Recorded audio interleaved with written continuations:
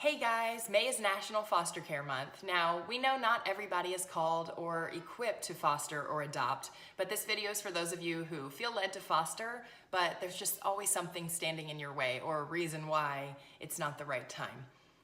The first reason that I hear is that you would just get too attached. And every time I hear that, I think, you don't think that I get attached? I'm the one taking care of these kids every day. I'm the one changing their diapers, doing their homework with them, taking them to therapies. I fully invest myself, am usually attached within day one, whether they're here for one day or they're here for a lifetime. This is what these kids need. You may not know that a lot of these children don't know what a normal child-parent relationship looks like, and they need somebody to invest themselves 100%.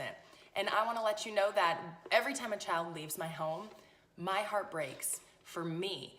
But that's usually redemption on the other side. That means they either get to go be with their forever family and be adopted, or they get to go be reunified with their biological family. So if you think that you couldn't foster because you would just get too attached, I want to let you know that you would be the perfect foster parent. The second reason that I hear is that it will affect your biological kids. And you know what? I 100% agree. My kids were 3 and 5 when we started, and they kind of just grew up with foster kids coming in and out. That's just what they know. And they are so kind and so compassionate. They've learned to love other kids even when they're not being loved in return, or maybe they're not being treated right in return. But they know that we have so many blessings in our life, and other kids don't have that. So they've learned to share their rooms, their toys, and their mom and dad, which it's not easy. But every time we have a spot open in our home, we ask our kids first, do you want to take another child in, or do you want to take a break? And every single time they tell us that they want to bring another child in.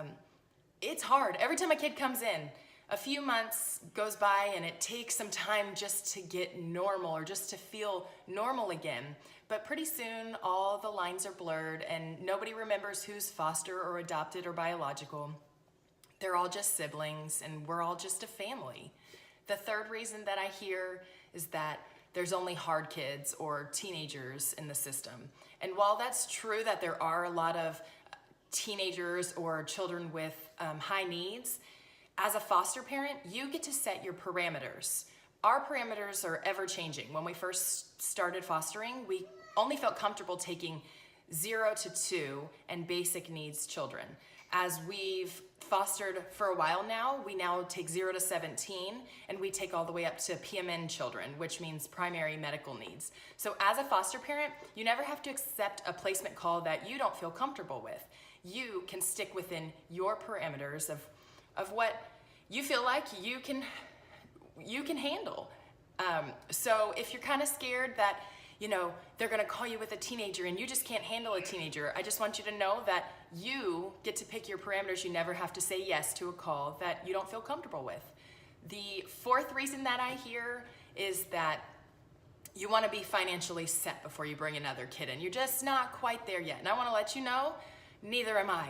I have 5 children and they are really, really expensive. But luckily foster kids, when they come into care, they come with a monthly stipend, which means all of their basic needs are paid for. They're reimbursed every month to the foster parent. They also come with Medicaid, which means that the financial burden of medical expenses does not fall on the foster parent.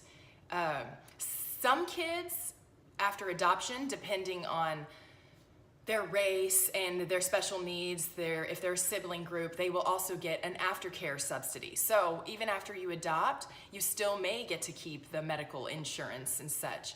Now, you also don't have to own your own home. Not every kid has to have their own room. You can rent, you can live in an apartment, you can live in a trailer. You just have to be able to financially support your family without the foster care stipend. The last reason that I hear is that you are too old. And now, I'm still pretty young, so I don't have a lot to say in this one, but the older foster parents that I know are amazing. They have just so many resources to share with these children. They're very wise. They've already raised their kids. They've been there, they've done that.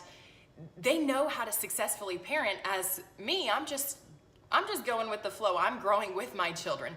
These parents, they know what works, they know what doesn't work. And if you think about it too, if you have no other children, small children in your home, how much time could you devote to that one child to give them what they need? And now, foster care isn't always forever.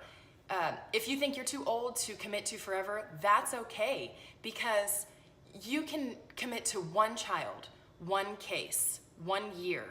You can commit to helping a child get back to their biological family, or age out of the system, or go on to their forever family. You do not have to commit to forever. And so if you think you're too old, I want to let you know that there's just not an age cap on this, that you can do this. Now, we know that there are a ton more reasons why you can't foster, but I hope that if you are feeling called to open your home to a child, that you make the move this month during National Foster Care Month. Call an agency, reach out to a foster parent, and see how you can get started.